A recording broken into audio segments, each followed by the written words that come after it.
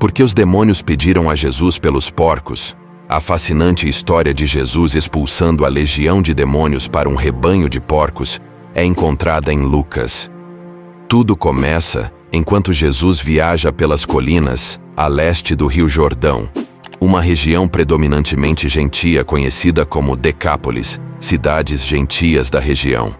Mais ampla, eles navegaram então para a região das guarnições a leste da Galileia.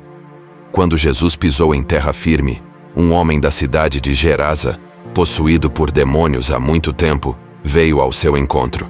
Ele não usava roupas e vivia entre os túmulos. Ao ver Jesus, ele soltou um grito terrível vindo das profundezas de sua garganta, caindo em terror e pavor diante dele, gritando com toda a força: "O que tens tu a ver conosco, Jesus, Filho do Deus Altíssimo? Eu te imploro, não me atormentes antes do tempo designado para o julgamento." Jesus já estava ordenando que o espírito impuro saísse do homem, pois este já havia sido tomado violentamente muitas vezes pelo demônio, sendo mantido sob guarda e amarrado com correntes e grilhões. No entanto, ele sempre quebrava essas amarras e era conduzido pelo demônio para o deserto. Esta é a descrição mais detalhada de um homem sob controle de um demônio encontrada na Bíblia. É o perfil clássico de possessão demoníaca. Por muito tempo, o homem esteve sob o domínio do demônio, vivendo como um animal selvagem em vez de humano. Desprovido de roupas, ele vagava entre os túmulos, um comportamento contrário à lei judaica e à inclinação humana natural. O homem possuía uma força anormal, quebrando suas amarras noite e dia. Ele gritava e se machucava, vivendo nas montanhas entre os túmulos. A luta interna dele era incontrolável, e o comportamento selvagem levou as pessoas a concluir que ele estava possuído por um demônio. Tentaram amarrá-lo para impedir que ferisse os outros, mas ele conseguiu se soltar das correntes em várias ocasiões. No fim, conseguiram expulsá-lo da cidade. E ele acabou vivendo no cemitério local, ferindo a única pessoa que podia, ele mesmo. A Bíblia descreve sua condução pelos demônios da mesma forma que descreve um cavalo guiado por seu cavaleiro, ou um navio remado por sua tripulação. Também lemos que um certo homem veio ao encontro dele, sugerindo que Jesus não buscou diretamente esse homem, mas que o homem foi atraído a Jesus.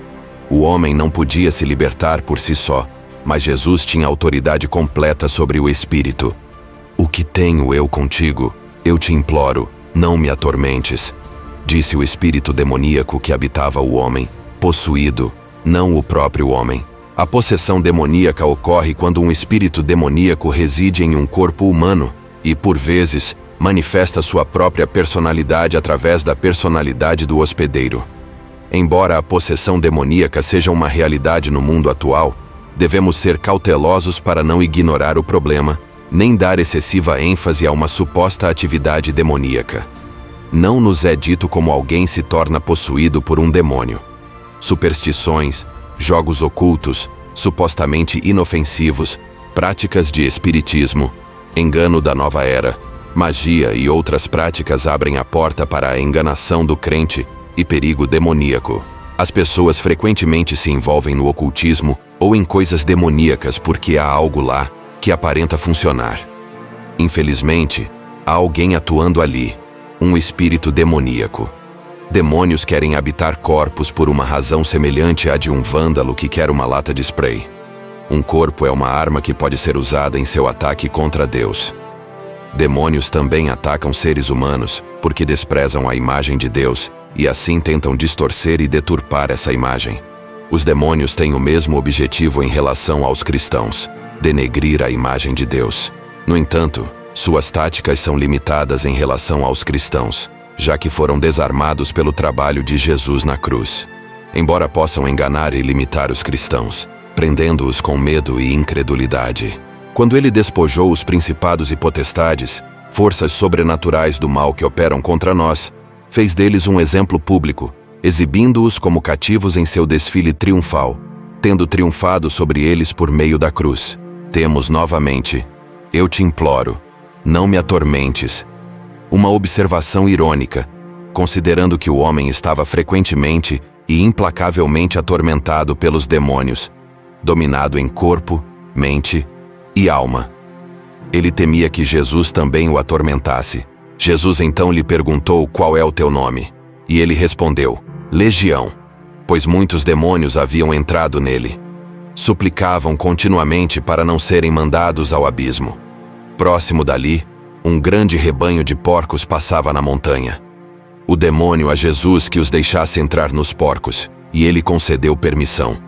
Assim os demônios saíram do homem e entraram nos porcos. A manada se precipitou ladeira abaixo e caiu no lago, onde se afogou. Jesus perguntou o nome para ganhar autoridade sobre o demônio e libertar o possuído. Os exorcistas judeus da época precisavam conhecer o nome do demônio, mas Jesus não usou o nome aprendido nesse diálogo. Sua autoridade sobre os demônios excedia e muito as superstições da época. Provavelmente ele perguntou o nome do demônio para compreender a extensão completa do problema, sabendo que o homem estava possuído por muitos demônios, não apenas um. Legião romano normalmente consistia de 6.000 homens, implicando que o homem estava possuído por um grande número deles. Excedia e muito as superstições da época. Provavelmente ele perguntou o nome do demônio para compreender a extensão completa do problema, sabendo que o homem estava possuído por muitos demônios, não apenas um. Legião romano normalmente consistia de 6.000 homens, implicando que o homem estava possuído por um grande número deles. Os demônios que habitavam o homem não queriam ser aprisionados no abismo, o poço sem fundo descrito em Apocalipse.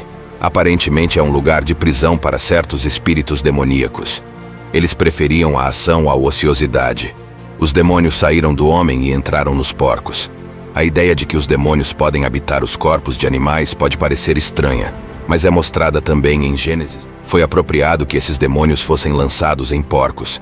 Note que nem os demônios podem afligir os porcos sem a permissão de Deus, pois um demônio não pode entrar nem mesmo em porcos sem ser enviado por Deus com pouco poder.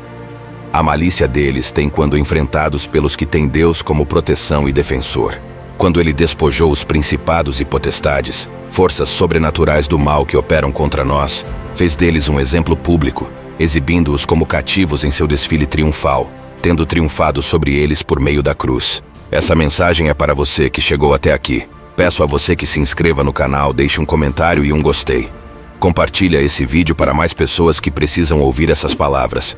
Obrigado por assistir e até a próxima.